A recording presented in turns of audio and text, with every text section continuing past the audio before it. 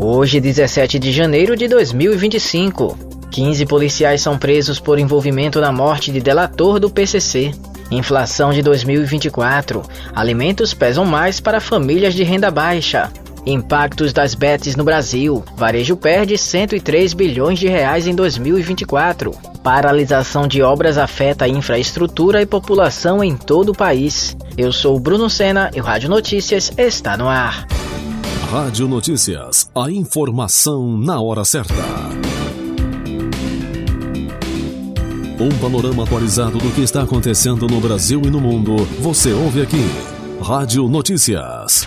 Rádio Notícias. Informações com credibilidade e imparcialidade. Não importa onde você esteja, não importa o horário, nós estamos aqui para mantê-lo informado.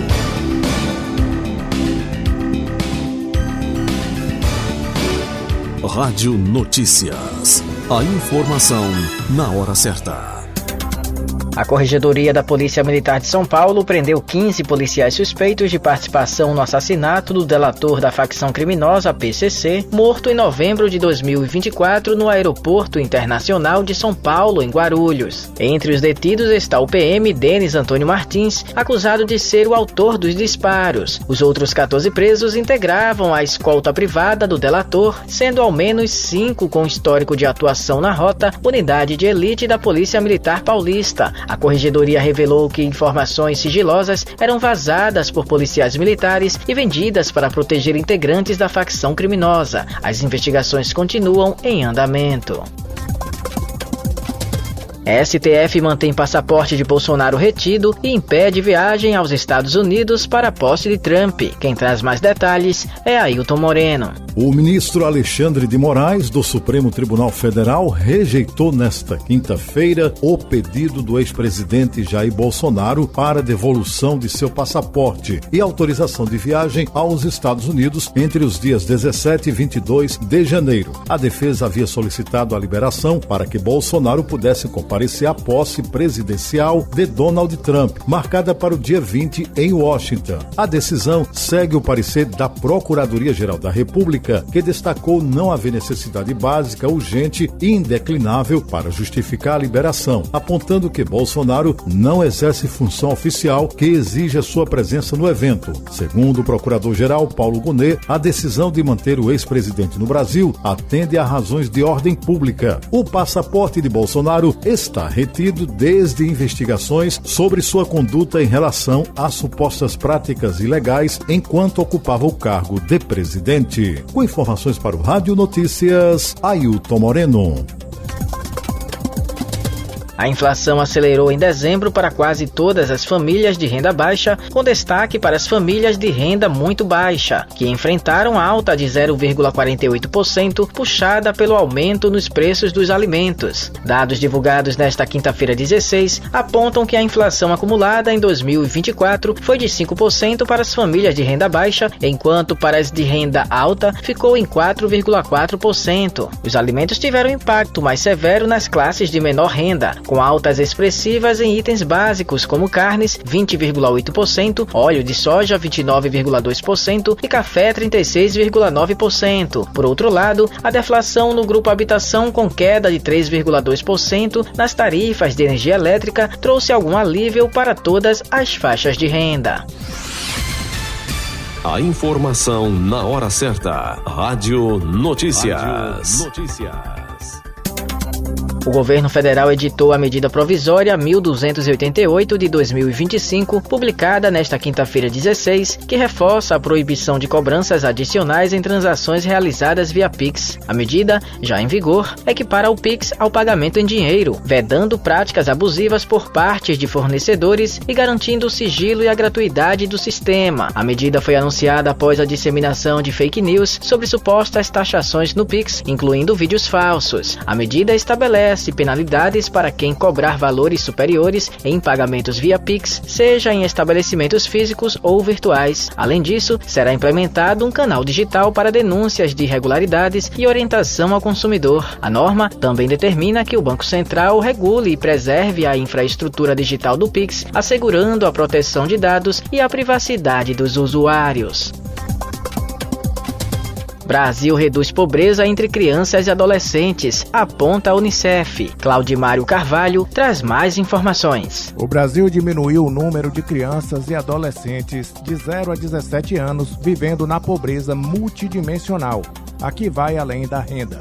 Passou de 34,3 milhões em 2017 para 28,8 milhões em 2023.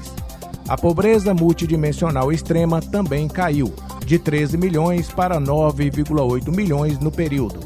A informação é do estudo do Unicef, Fundo das Nações Unidas para a Infância, que analisa privações em 7 áreas. O aumento da renda familiar, impulsionado pela ampliação do Bolsa Família, foi o principal fator para essa redução. O Unicef recomenda que a pobreza multidimensional infantil seja incorporada às estatísticas oficiais e que políticas públicas intersetoriais sejam fortalecidas para atender a essa população. O relatório Pobreza Multidimensional na Infância e Adolescência no Brasil foi elaborado com base em dados da Pesquisa Nacional por Amostra de Domicílio Contínua. Da agência Rádio Gov em Brasília, Claudimário Carvalho. O setor de apostas online, conhecido como Bets, causou impacto significativo na economia brasileira em 2024, com famílias redirecionando cerca de 240 bilhões de reais para essas plataformas, segundo estudo divulgado pela Confederação Nacional do Comércio de Bens, Serviços e Turismo. Isso representou uma perda de 103 bilhões de reais no faturamento do varejo, afetando toda a cadeia produtiva. A pesquisa aponta que 80% dos gastos das bets envolvem cassinos online, enquanto as apostas esportivas correspondem a uma parcela menor. Além do endividamento, cerca de 1.800.000 brasileiros se tornaram inadimplentes por conta das apostas, afetando principalmente famílias de baixa renda. Rádio Notícias. A informação na hora certa. Brasil precisa investir mais de 29 bilhões de reais em obras paralisadas. A maioria das construções fica no Maranhão, onde já são 1.232 empreendimentos parados. Quem explica pra gente é Marquesan Araújo. Com mais da metade das obras públicas paralisadas, o Brasil teve até o fim de 2024 um investimento nesses empreendimentos de 9 bilhões de reais com recursos federais. Porém, o valor previsto de aplicação é de mais de 29 bilhões.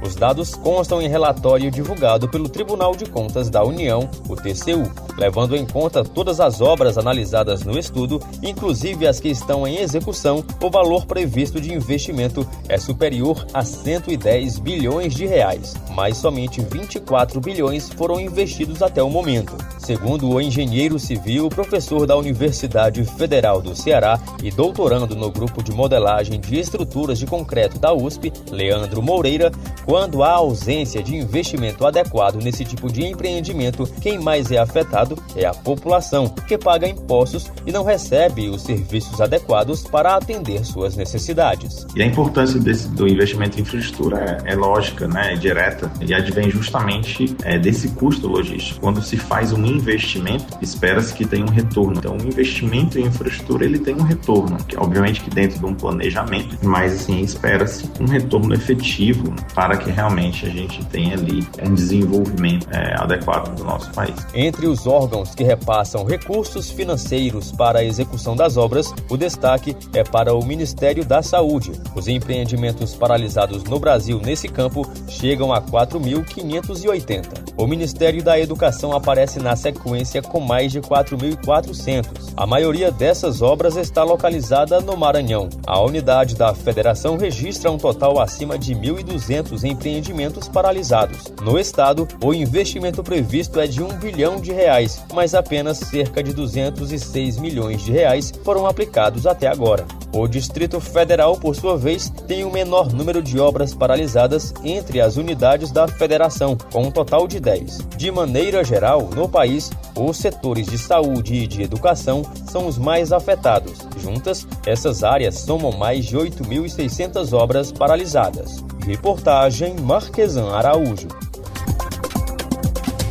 O governador de Santa Catarina, Jorginho Melo, do PL, destacou a cor da pele das pessoas como um dos atrativos de Pomerode. A fala, registrada pela assessoria do governo, chamou atenção ao mencionar a população majoritariamente branca da cidade como um dos atrativos da cidade, conforme o censo 2022, que aponta 80,4% de pessoas brancas no município. Pomerode, com cerca de 34 mil habitantes, é conhecida por sua colonização alemã e arquitetura. O governador também mencionou o papel do governo estadual em apoiar a celebração cultural da cidade.